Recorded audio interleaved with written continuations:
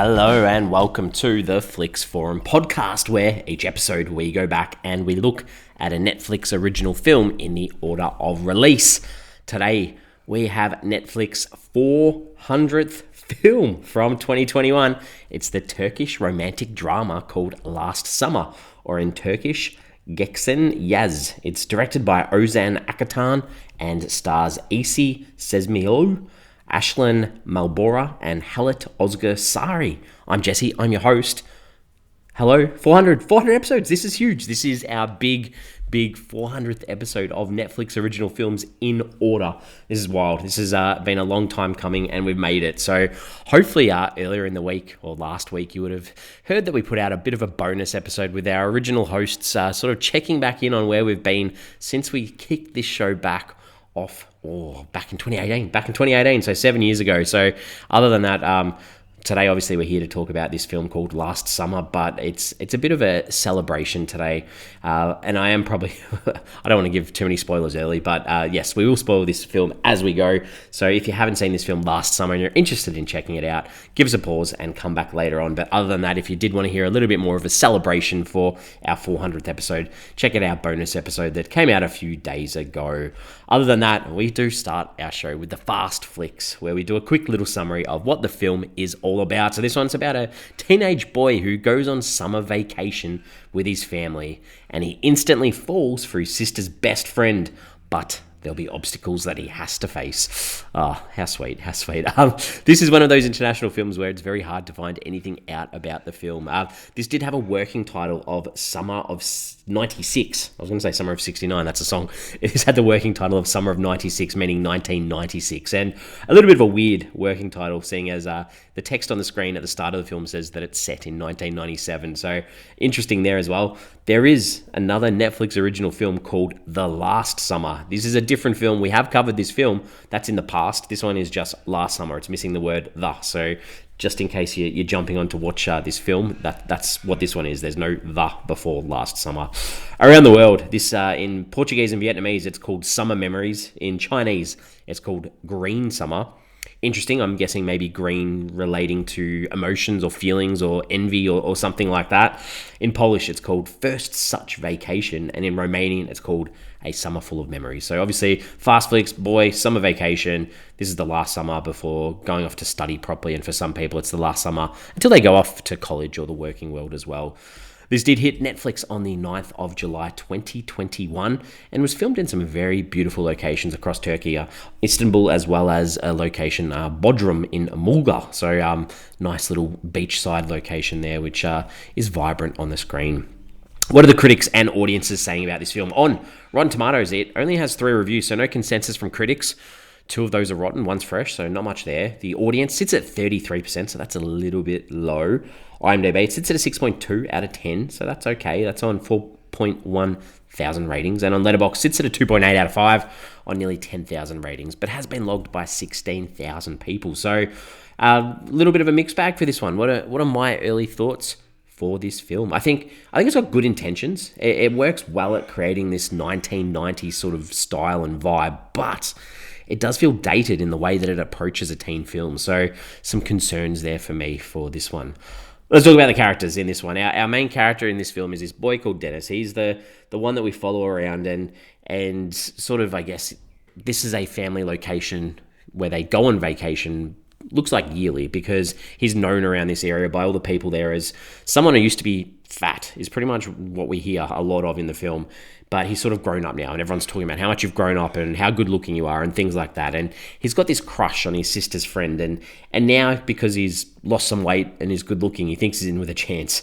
I think he sort of struggles with that idea of being a bit younger than everyone else there. And this film is, I guess, about him sort of growing over this summer or developing over this summer. And Asli is this love interest, this friend of his sister that he's keen on. She's this carefree, goes with the flow, wants to enjoy life sort of person, even though she's not really a risk taker. She refuses to do a few risky sort of things.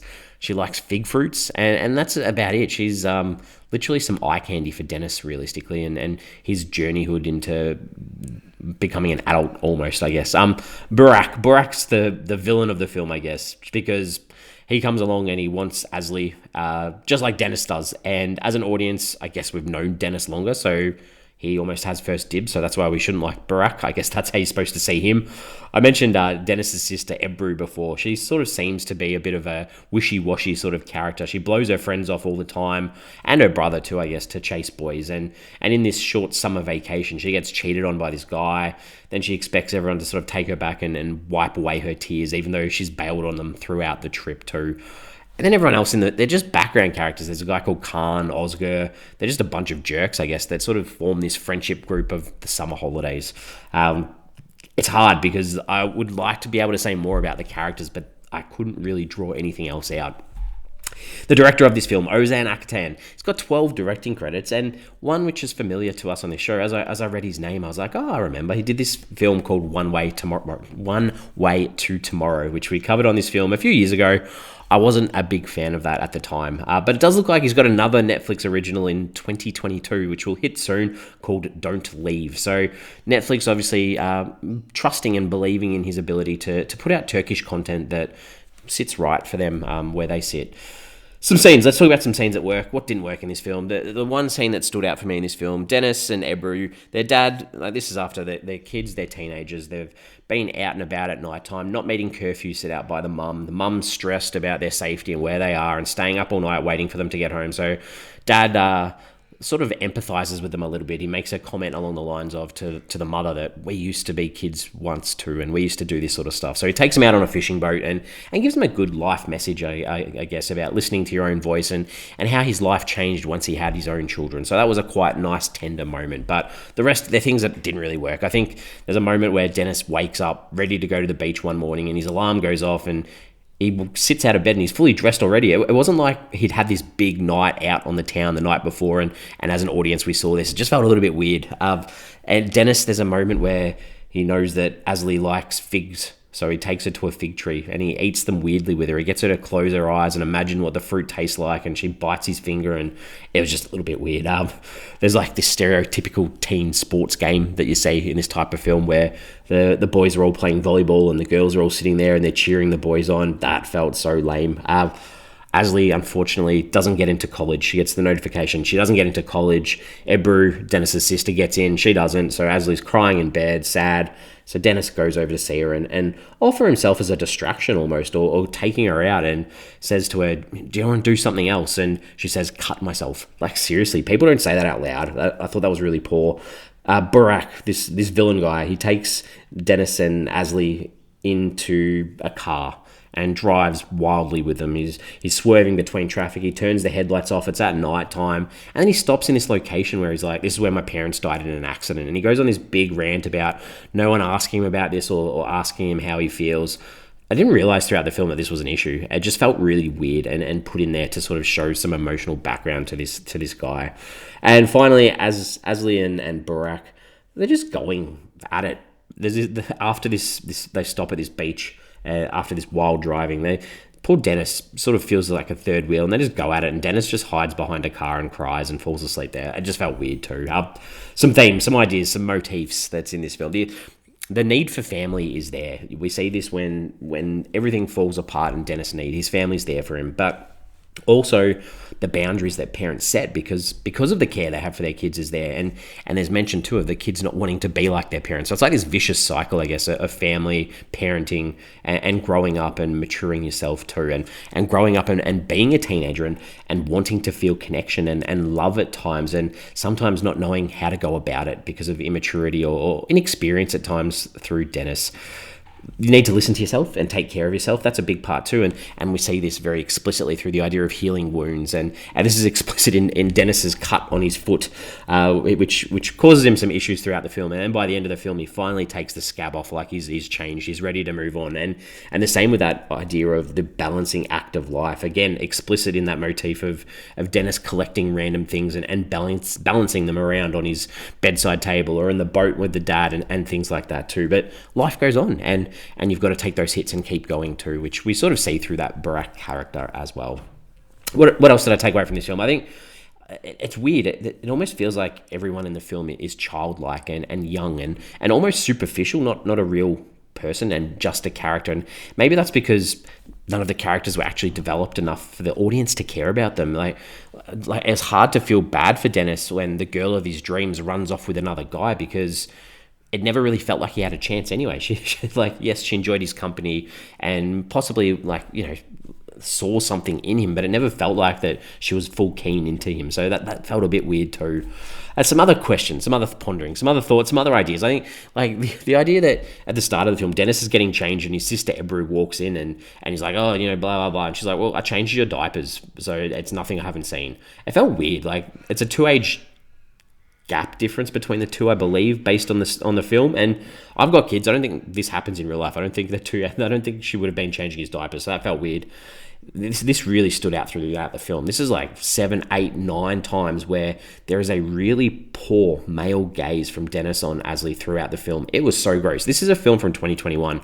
I'm sure that you can express his feelings and almost his lust towards her without having to explicitly put a female's body on for show. I just thought that was a bit off. And again, this poor Pinar girl. She's this girl that early in the film is there asking about Dennis, obviously interested in Dennis, and hears that he's there on holiday, wants to see him, and he almost goes back to her and gives her this false hope as a rebound because he can't get the girl that he wants. It just felt like a poor character, someone that wasn't needed as well. And throughout the film, there's lots of focus on people urinating 3-4 times. I'm not sure why. Is this like a culture thing where people have good conversations around a urinal or in the toilets? That felt weird. And then again, there's a moment where, and it happens on Windows as well, but there's a moment where Dennis is watering the concrete with a hose. This just feels like such a European thing to do.